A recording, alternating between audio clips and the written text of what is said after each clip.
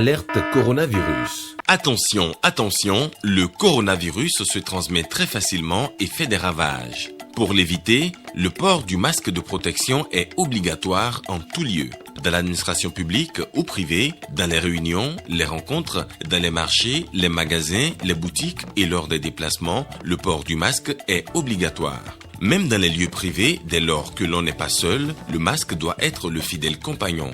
Mais attention, le port de masque de protection ne dispense nullement d'appliquer les autres mesures de prévention, notamment le lavage des mains à l'eau et au savon et l'observance de la distance de sécurité sanitaire d'au moins 1 mètre entre personnes. Enfin, s'abstenir de porter des gants en vue du lavage régulier des mains à l'eau et au savon ou de l'application de gel hydroalcoolique. Pour tout savoir sur l'épidémie du coronavirus au Bénin, rendez-vous sur le site web www.gouv.bj/coronavirus. Ceci est un message du gouvernement de la République du Bénin.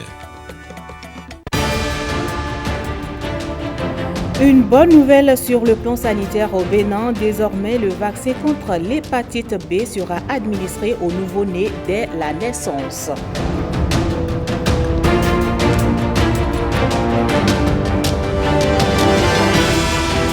Les ministres en charge de la formation professionnelle de l'emploi des pays de l'UEMOA se concertent. Plusieurs questions étaient à l'ordre du jour. Vous aurez les détails dans un instant.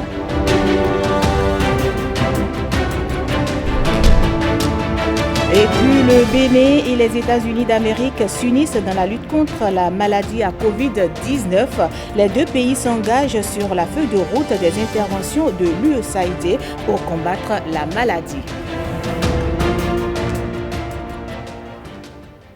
Bienvenue à vous, mesdames et messieurs, si vous nous rejoignez. Le nouveau directeur général de l'Agence française de développement était en audience au ministère de l'Énergie vendredi dernier. Il s'agit d'une visite de prise de contact et de courtoisie au cours de laquelle plusieurs sujets ont été abordés. Le point avec Jérôme Humbo.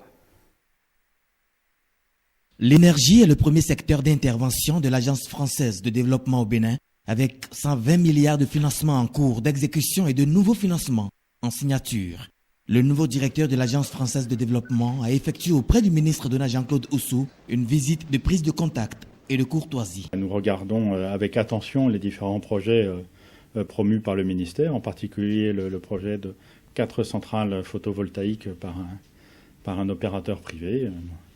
Nous regardons cela avec attention et nous discutons avec les opérateurs privés pour savoir dans quelle mesure ils pourraient avoir besoin éventuellement de l'assistance du groupe. L'AFD est présente à nos côtés depuis plusieurs années et plusieurs programmes que nous avons construits ensemble sont en train de se concrétiser.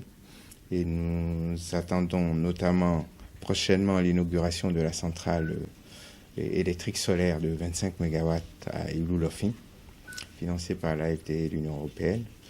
Et puis tout le programme d'extension de réseau, de densification. Je vais citer simplement le projet Pré-Rare qui a pris corps depuis quelques mois et qui se concrétise aujourd'hui sur le terrain et qui est de nature encore à améliorer considérablement la qualité de l'énergie électrique. Plus de 8 communes vont être impactées. Si mes souvenirs sont bons, plus de 120 000 clients nouveaux vont être ajoutés au potentiel donc d'alimentation électrique du pays, ce qui est énorme quand on sait qu'aujourd'hui on est autour de 650 000 clients et vous voyez si on rajoute 120 000 avec tous les impacts, les effets positifs en plus de l'extension de la densification, mais surtout la qualité de l'électricité fournie à nos concitoyens avec plus de stabilité au niveau des différents ménages, au niveau des artisans, au niveau des industriels, pour apporter le mieux possible dans le développement économique, je dirais même le développement socio-économique de notre pays. À cette séance, les différents projets exécutés, les progrès réalisés, aussi bien que les perspectives ont été évoqués. Monsieur le ministre m'expliquait à la minute que vous étiez passé de 75 heures de coupure à environ 15 heures de coupure par an. Donc on voit bien qu'avec la mise en place de la nouvelle centrale de 120 MW à Maria-Gleta, on voit bien qu'il y a déjà, sur les 3 ou 4 dernières années, des progrès importants qui ont été réalisés. Et j'espère qu'avec les financements qui sont mis en place en ce moment par l'AFD, qui ont été signés récemment avec le groupe Vinci et BPI-France, on pourra commencer à en voir les fruits aussi de ce travail sur l'extension des réseaux et l'extension de la desserte et de l'accès à de nombreuses nouvelles personnes. C'est mon 3e directeur général de l'AFD que je rencontre et je crois que je suis optimiste dans le sens que la ligne tracée par les 2 prédécesseurs va continuer à être empruntée par les 2 parties pour poursuivre, je dirais, efficacement les raisons pour lesquelles cette coopération est en place, c'est de contribuer à l'amélioration des conditions de vie de nos concitoyens à travers une énergie électrique sûre, stable, durable et au meilleur coût. Des projets très dimensionnants financés par l'AFD pour contribuer à révolutionner le système électrique au Bénin.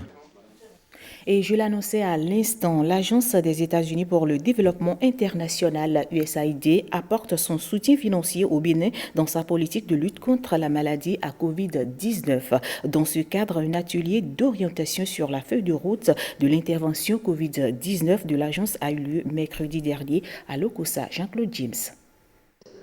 Au cœur de cet atelier d'orientation, le projet Riposte anti-Covid. Un projet qui démarre en pleine mise en œuvre du RPI comme renforcement du paquet d'intervention à haut impact au niveau communautaire. Dans le cadre des actions du gouvernement du Bénin avec ses partenaires et grâce à la générosité du peuple américain, l'USAID mobilisera près de 4,5 millions de dollars.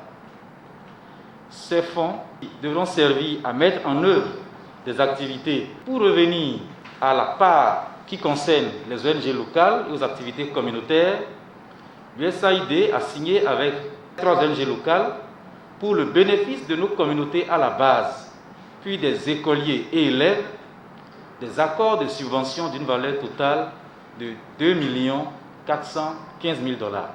Bien évidemment, ces 2 415 000 dollars font partie des 4,5 millions dont je venais de parler. Ce fonds vise essentiellement à renforcer la prévention de l'infection à coronavirus dans les départements d'Imono, de la Donga et de l'Atlantique.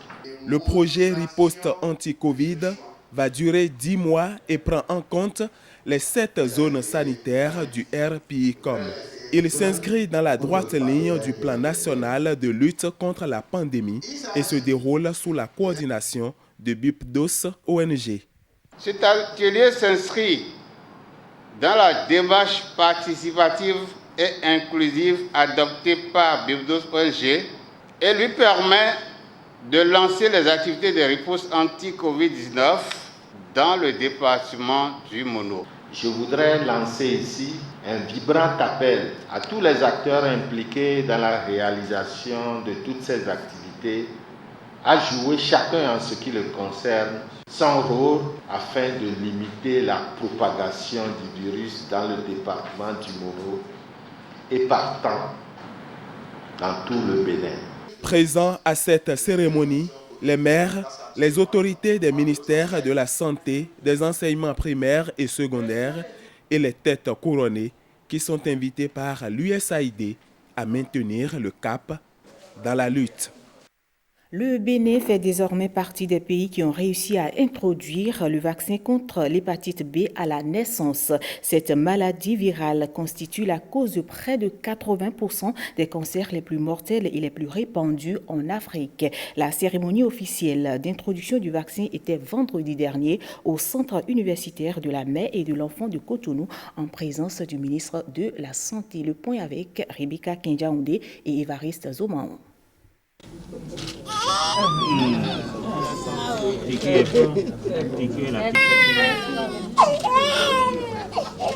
Douloureux moment, mais vitale piqûre. Ce nourrisson vient ainsi de bénéficier du vaccin contre l'hépatite B, une première au Bénin. Cet événement constitue l'aboutissement d'un travail collectif considérable entrepris depuis des années pour fortement réduire le nombre de cas de lésions hépatiques et de cancer du foie chez les générations futures.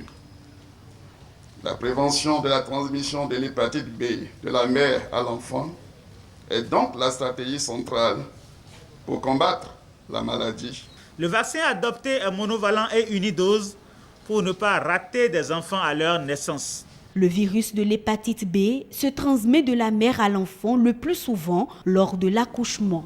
Il est à la base de la mortalité périnatale de 20% des nouveau-nés. Ceux infectés survivants développent au cours de leur première année de vie une infection chronique qui fait le lit au cancer du foie. L'autre aspect dangereux du virus, c'est aussi son côté asymptomatique. Au sein de nos populations, de nombreuses personnes porteuses d'hépatite B vivent avec sans le savoir. Cette situation favorise la propagation rapide mais silencieuse de la maladie dans la population qui malheureusement n'a pas suffisamment de connaissances sur son mode de transmission. C'est pourquoi l'hépatite B est une maladie qu'il vaut mieux prévenir.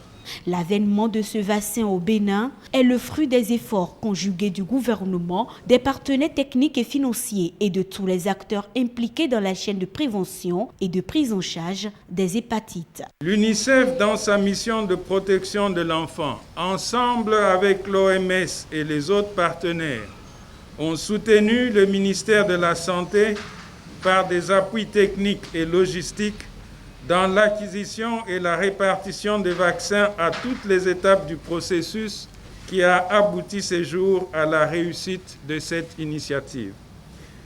L'UNICEF a également financé le renforcement des capacités des acteurs et le développement des outils de communication pour un montant de 30 millions de francs CFA. Tout comme ces nouveau-nés du centre hospitalier universitaire de la mère et de l'enfant de Cotonou, l'administration du vaccin de l'hépatite B aux bébés sera effective dans toutes les maternités du Bénin. L'autorité ministérielle invite également les agents de santé en charge de cette tâche à veiller au respect des gestes barrières lors des séances de vaccination. Autre sujet à développer dans cette édition du journal, la 11e conférence des ministres du cadre de concertation des ministres en charge de l'emploi et de la formation professionnelle de l'espace UEMOA s'est tenue ce 1er octobre par visioconférence. Plusieurs recommandations ont été faites à la fin des travaux du dit Creuset. Le reportage est signé Bruno Swahili et Rodrigue Blondouma. Ils sont distants, mais à la fois si proches virtuellement pour se pencher sur les questions d'éducation, de formation professionnelle et de l'emploi. Coronavirus oblige, c'est par visioconférence que les ministres en charge de l'emploi et ou de la formation professionnelle de l'espace UEMOA ont tenu la 11e conférence de leur cadre de concertation. Ça fait 1 an qu'il y avait eu la 10e conférence et il fallait faire le point des résolutions et recommandations issues de la dernière conférence et se donner de nouvelles missions. C'est très heureux pour cette conférence parce que tous les ministres de l'espace étaient présents. Après Bamako 2010, la 11e conférence du cadre de concertation des ministres en charge de l'emploi et de la formation professionnelle a été un moment pour adopter le règlement intérieur de l'organe qui a par la même occasion pris plusieurs résolutions pour atteindre des objectifs plus nobles. La recommandation qui nous demande à partir de maintenant que chaque 3 mois, chaque trimestre, il faut faire le point des réalisations de nos recommandations pour que vraiment qu'on dépasse s'il le faut les 100% de l'exécution. Grâce au leadership éclairé du président Patrice Talon et aux réformes entreprises dans les domaines de la formation professionnelle et de l'emploi, le Bénin occupe une place de choix dans ce cadre de concertation des ministres de l'espace UEMOA en charge de la formation professionnelle et de l'emploi à travers la présidence tenue par Maoyon Kakpo. C'est un honneur pour nous, Béninois, d'avoir eu à la tête du cadre de concertation, c'est-à-dire au poste de président de la conférence des ministres, un Béninois en la personne du professeur Maoyon Kakpo. Alors pendant les 2 ans du mandat du professeur Maoyon Kakpo, nous avons réalisé d'importantes choses. La toute première, et c'est un bijou que nous avons l'honneur de présenter à l'Afrique au plan de la formation professionnelle, il s'agit de la plateforme de mutualisation des ressources de formation au sein de laquelle ou sur laquelle c'est une plateforme numérique Et tous les pays mettent les ressources de formation en ligne. Ainsi, nous pouvons mutualiser. Si un autre pays veut faire une formation en pisciculture, par exemple, et si le Bénin a déjà développé cette ingénierie, eh bien, le pays pourra aller sur la plateforme et chercher ça. Ce qui fait une économie en temps et en ressources financières de l'ordre de 10%. La deuxième chose qu'il faut mettre à l'actif de ce mandat, c'est l'inauguration du site du cadre de concertation. Pendant longtemps, le cadre de concertation qui est logé à Bamako au Mali n'avait pas de siège. Pendant en tout cas le mandat du professeur Maouyon, nous avons pu inaugurer ce siège-là. À ceci peut s'ajouter l'éclosion des collèges communautaires, un véritable outil de formation professionnelle à l'actif du cadre de concertation. Le secrétariat permanent étant assuré également avec dextérité par le Bénin a fait l'unanimité par le dynamisme et l'organisation qui ont caractérisé le mandat du secrétaire permanent. Nous pouvons le dire en toute humilité, au départ, il n'y avait pas grand-chose. Aujourd'hui, le cadre est structuré au plan institutionnel, au plan administratif et même au plan des programmes, au point où plusieurs partenaires veulent eux-mêmes nous accompagner. Aujourd'hui, le cadre de concertation a dans chacun des pays un dispositif d'animation des activités qu'on appelle les commissions de suivi, à la tête desquelles se trouvent des points focaux.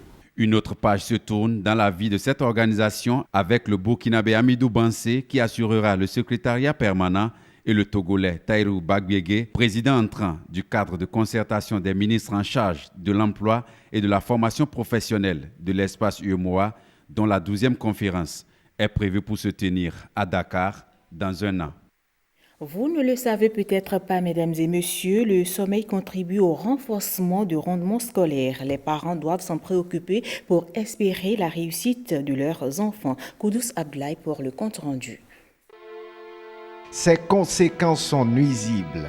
La mauvaise gestion du temps de sommeil de l'apprenant, élève ou écolier surtout. L'enfant qui dort en classe, comment il va suivre les explications? Et dans le cas général, et ça conduit souvent à l'échec scolaire. Très peu de parents en savent. Certains sont d'ailleurs pointés du doigt par cet enseignant. Les enfants qui sont souvent sollicités par les parents, surtout les mamans, pour certaines activités mercantiles ou à la fin des classes, il faut se rendre au marché pour aider maman à vendre. C'est en faisant ça que tu vas trouver ton déjeuner à prendre. Ou le matin, il faut que tu amènes des bagages au marché, tu dois te lever très tôt pour faire telle ou telle chose. Ou le soir, à la sortie, tu dois rester avec les parents pour faire telle ou telle chose jusqu'à une heure tardive avant de rentrer. Comment le sommeil peut-il alors impacter le rendement de l'apprenant? L'expert en neurosciences met l'accent sur l'attention. L'enfant qui ne dort pas assez va le lendemain être fatigué. Ça va agir sur son attention. Or, c'est l'attention qui permet à l'apprenant de comprendre ce qu'on est en train de dire, de capter l'information et d'en faire quelque chose. S'il n'y a pas attention, tout le reste est zéro. C'est le sommeil de qualité qui permet l'alternance cérébrale de l'apprenant. Et c'est l'alternance cérébrale de l'apprenant, lorsque l'alternance cérébrale est régulière, qui permet de capter l'attention. Et ce dont on a besoin, en premier lieu, c'est de l'attention. Un sommeil de qualité la nuit répond nécessairement à 5 cycles. Chaque cycle dure 90 minutes. Mais si les 5 cycles-là ne sont pas assouvis, ça va poser un problème de performance en termes dans la journée. Et donc, c'est à travers le sommeil que le cerveau synchronise, c'est-à-dire, le cerveau se prépare pour dire de telle heure à telle heure, je mets telle onde. De telle heure à telle heure, je mets telle onde. Le cerveau s'organise à travers un bon sommeil, à travers un sommeil de qualité. Un apprenant de 7 ans a droit entre 9 heures et 13 heures de sommeil par jour. Les parents doivent y veiller pour espérer de meilleurs résultats scolaires. Et on reste toujours dans le secteur de l'éducation. Célébration de l'excellence en milieu scolaire à Comé. L'initiative émane des leaders de l'Union progressiste de la localité. Ils honorent ce samedi dernier l'élève brillant pour les inciter à continuer sur cette lancée et pour susciter une saine émulation. Lénaïque Agbazaou. 208 apprenants de la commune de Comé sont ici primés pour leurs brillants résultats à la fin de l'année scolaire écoulée. Il s'agit des 10 meilleurs écoliers au CEP, des 10 meilleurs élèves au BEPC, des 14 meilleurs élèves au baccalauréat et des 3 premiers par promotion, de la 6e en première, dans tous les collèges d'enseignement général de la ville. Eric Guidi, Espédi Ouessou, Olivier Noussougan et Charles Gaillon, tous des leaders de l'Union progressiste dans la 17e circonscription électorale, encouragent ainsi le mérite scolaire. Nous voulons célébrer aujourd'hui ces enfants qui ont fait l'effort de faire partie des meilleurs dans la commune de Komé, et pour que ça représente un exemple pour les autres, qu'ils sachent qu'un travail bien fait est toujours récompensé. Chaque enfant qu'on enseigne est un homme qu'on gagne.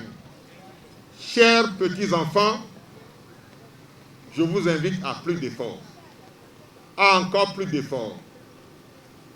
Il y a 2 ou 3 ans, Komé a livré baccalauréat avec mention très bien. Je souhaite et je prie fort l'Éternel pour que l'année prochaine, nous ayons encore au baccalauréat une mention très bien. Pour les élèves honorés, cette cérémonie est une invite à persévérer sur la voie de l'excellence. Vous nous avez lancé un défi et nous sommes prêts à le relever avec brio, car le meilleur cadeau que vous pouvez espérer de nous en contrepartie, c'est d'avoir davantage de brillants résultats. L'occasion a été aussi saisie pour reconnaître les efforts des directeurs des 21 meilleurs établissements de la commune de Komé. Quand on s'échine à la tâche, quand on travaille dur, quand on accompagne les enseignants, les élèves durant toute une année scolaire et qu'au bout du rouleau, on est récompensé de par son travail, je pense qu'on ne peut qu'être heureux. Donc je suis très heureuse. Ceux qui sont premiers cette année, ne soyez pas surpris d'entendre que d'autres sont venus leur damer le pion. Pour cette raison, je trouve que c'est salutaire. Les lots sont constitués de kits scolaires, d'enveloppes financières et d'un vélo pour le meilleur au CEP, d'une tablette pour le meilleur au BEPC et d'un ordinateur pour le premier au baccalauréat à Komé. Les chefs d'établissement repartent, eux, avec des trophées et des enveloppes financières. L'Union progressiste entend être toujours aux côtés des élèves méritants de Komé afin qu'ils puissent maintenir le cap. Et toujours dans le même sens, l'Union progressiste accompagne également les écoliers en classe d'examen des écoles primaires du 6e arrondissement de Cotonou. Une délégation conduite par la conseillère Isabelle Adjibi, épouse Guédégbé, a fait de dons de fournitures scolaires et de masques de plus de 1500 bénéficiaires. On fait le point avec Axel Dancy. L'Union progressiste est soucieuse d'une éducation de qualité pour les écoliers du cours moyen 2e année dans le 6e arrondissement de Cotonou. Une délégation conduite par Isabelle Adibi Guédégbé va leur apporter des kits scolaires et des masques. Vous venez de répondre à un problème récurrent que nous remarquons ici à Gbedjirmende. Les parents ont des difficultés à fournir, à acheter les matériels et les fournitures scolaires. Et votre geste vient à point nommé. Une fois encore, nous vous disons merci beaucoup. L'initiative entre en ligne de compte d'un projet. Ce projet consiste en la distribution de 1500 kits scolaires et chaque kit comprend un cahier de 300 pages, un cahier de 200 pages, un paquet de 10 cahiers de 100 pages, un cahier de TP, un vrai dessinateur, 2 stylos bleus, 2 stylos rouges, des protèges cahiers et 2 cache-nez. L'éducation est l'arme la plus puissante pour changer le monde. Mais nous savons que investir dans l'éducation de base est l'un des meilleurs moyens pour réduire la pauvreté. Ainsi, plus de 1500 écoliers en classe d'examen des 8 écoles primaires publiques ont reçu des kits scolaires, même au centre d'accueil Maman Marguerite. C'est une joie pour nous d'accueillir aujourd'hui l'honorable Isabelle Adibi pour ses dons aux enfants vulnérables et que leur Dieu veille sur elle pour que, à la fête de Noël, nous ayons des kits pour faire la fête avec les enfants. Nous attendons cette dame depuis fort longtemps. Il vaut mieux tard que jamais. Aujourd'hui, elle est là. C'est le début du commencement. L'honorable Adibi, tout en reconnaissant le geste aussi louable que vous aviez fait à tous les apprenants de ce complexe, je profite de cette aubaine pour vous dire de penser à nous. Je vous remercie beaucoup.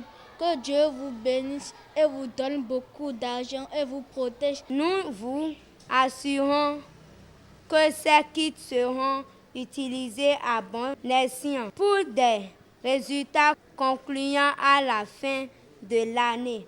Ce geste significatif que vous venez de faire à notre endroit dénote de la valeur que vous accordez à l'éducation et mieux à la formation des enfants. Ceci s'inscrit parfaitement dans la vision du programme d'action du gouvernement de son Excellence, le président Patrice Athanase Guillaume Talon.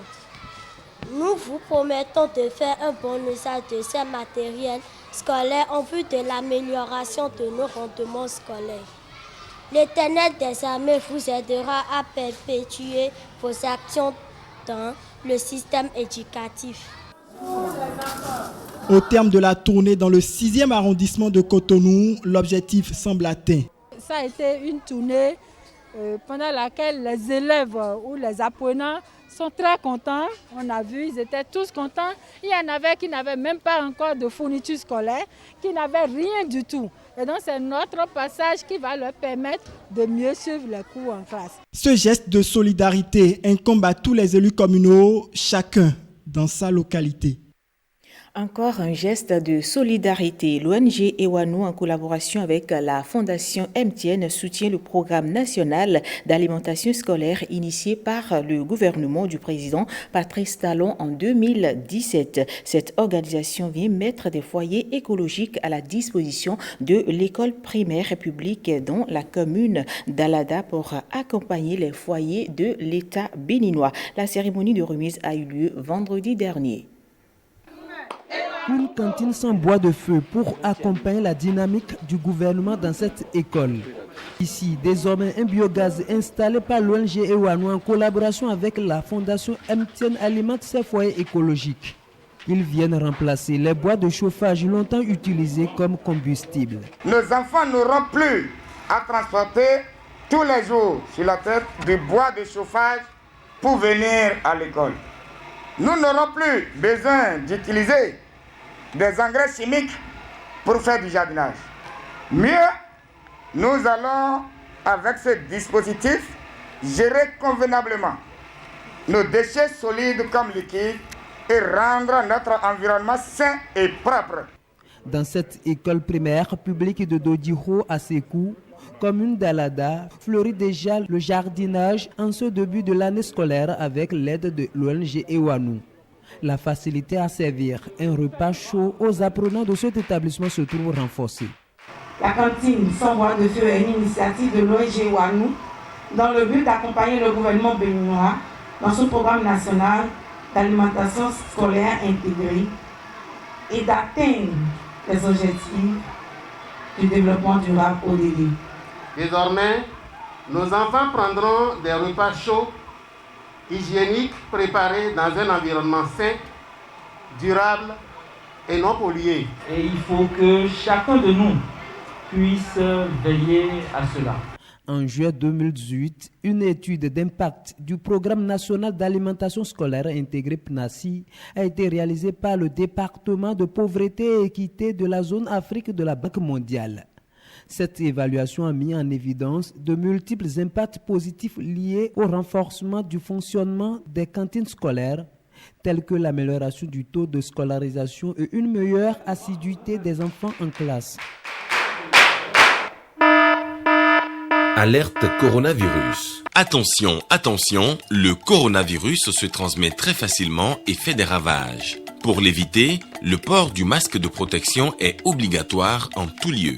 Dans l'administration publique ou privée, dans les réunions, les rencontres, dans les marchés, les magasins, les boutiques et lors des déplacements, le port du masque est obligatoire. Même dans les lieux privés, dès lors que l'on n'est pas seul, le masque doit être le fidèle compagnon.